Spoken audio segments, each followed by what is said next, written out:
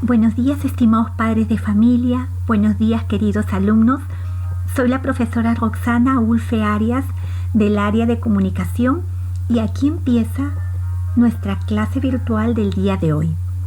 Como ustedes pueden ver, hay una imagen de un español, ¿sí? ¿Pueden reconocerla? Pues bien, es que vamos a hablar de un personaje que justamente vivió en la época en que los españoles estaban aquí en nuestro territorio. El pensamiento y el título, Guamán Poma de Ayala. Nuestro curso y la fecha. Antes de ver los desempeños, vamos a ver las referencias bibliográficas. Ya saben, no es obligatorio el libro en esta etapa virtual, pero si lo tienen pueden consultar. Las competencias son lee y escribe, y sobre lo que les voy a evaluar, los desempeños que pueden leer a continuación y con más detenimiento luego. Pues bien, ahí hay otra imagen y ustedes tal vez pueden reconocer, aparte de esta indumentaria propia de los conquistadores españoles, al fondo un personaje que siempre lo recordamos, porque con él se acaba el imperio de los incas. Atahualpa, ahí está. Vamos a ver un poquito el marco teórico. Ustedes saben, la clase anterior estuvimos hablando de la literatura prehispánica, ¿no? Y en esa literatura prehispánica vimos que el imperio incaico estaba en todo su apogeo. Aún no habían llegado los españoles, pues esta literatura prehispánica tenía sus características propias, porque obviamente tenía un contexto diferente. Cuando llegan los españoles en el siglo XVI, capturan y matan a Atahualpa. Obviamente ellos ahora son los conquistadores y su influencia no solamente es en el aspecto, digamos, social, económico, sino también en el cultural y de una manera muy especial en el literario también. Claro que como todo conquistador también recibe influencias del lugar que ha conquistado.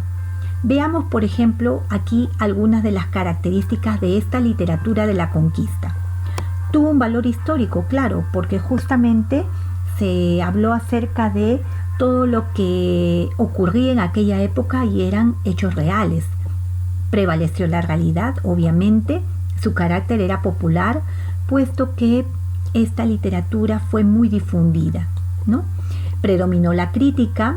Ustedes se imaginarán que en aquella época, pues, las personas no estaban de acuerdo con lo que ocurría, ¿no? Estaba acabándose, deteriorándose, destruyéndose el imperio incaico y obviamente no era del agrado de los habitantes de aquella época. Obviamente los escritores también escribieron en contra de esa situación.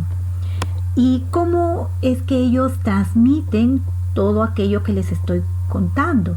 A través de las crónicas. Las crónicas se puede decir que son composiciones que literarias, que escritas, que tienen una característica muy importante, ¿no? En ellas se detalla las hazañas de la conquista, ¿no? De los conquistadores en este caso, ¿no? Todo lo que ocurrió durante el dominio español, los ritos que hacían, hablando desde el punto de vista religioso, ¿no? Las costumbres. Estas crónicas se dividían de la siguiente manera, ¿no? Cuando la escribían los españoles y obviamente escribían a favor de España, se llamaban crónicas españolas. Cuando los que escribían eran indígenas, que obviamente estaban a favor de los indios y en contra de los españoles, sobre todo por los maltratos que cometían, se llamaban crónicas indígenas o también cronistas indígenas. Y las crónicas mestizas, pues, eran aquellas en las que quien escribía hablaba tanto desde el punto de vista de los conquistadores españoles como desde el punto de vista de aquellos que defendían la cultura inca, ¿no? y a favor de los indios también, ¿no? Bueno, en las mestizas, ustedes tal vez han escuchado que el más famoso escritor mestizo obviamente fue el Inca Garcilaso de la Vega, ¿no? Pero hoy día vamos a hablar de un cronista que fue indígena. Veamos entonces ahí. Tenemos a Guamán Poma de Ayala, ahí está el año de su nacimiento, escribió una obra llamada Nueva Crónica y Buen Gobierno, que en realidad fue una carta que él envió a Felipe II para quejarse por el maltrato que sufrían los indios, ¿no? Él en esta obra cuenta cómo es que, o cómo ocurrió esta época prehispánica y cómo habían sido maltratados por los españoles, ¿no? Lamentablemente su carta quedó no solamente en el olvido, sino que nunca llegó al rey Felipe II. En realidad fue una carta muy extensa y por eso se le considera una obra, ¿no? Algunos datos de su vida. Ustedes se imaginarán que en aquella época, si los conquistadores estaban en el poder, pues los conquistados no podían alzar su voz de protesta. Pues Guamán Poma de Ayala es el primer cronista indígena que opina, y opina de una manera negativa sobre esta conquista española. Fue descendiente de Tupac Yupanqui, enseñó en sus inicios castellano a los indígenas porque se había criado primero con los españoles, tenía muy buena educación, ¿no? Había viajado luego por todo el Perú, casi por todo el Perú, y ahí es que conoce la realidad de los indios, y al venir empieza a defenderlos y sufre una serie de atropellos, como que le quitan sus bienes, es mal visto por las autoridades y hasta se le expulsa de la sociedad en la que vivía en aquel entonces, ¿no? En su obra incluyó palabras quechuas y dibujos hechos por él mismo, ¿no?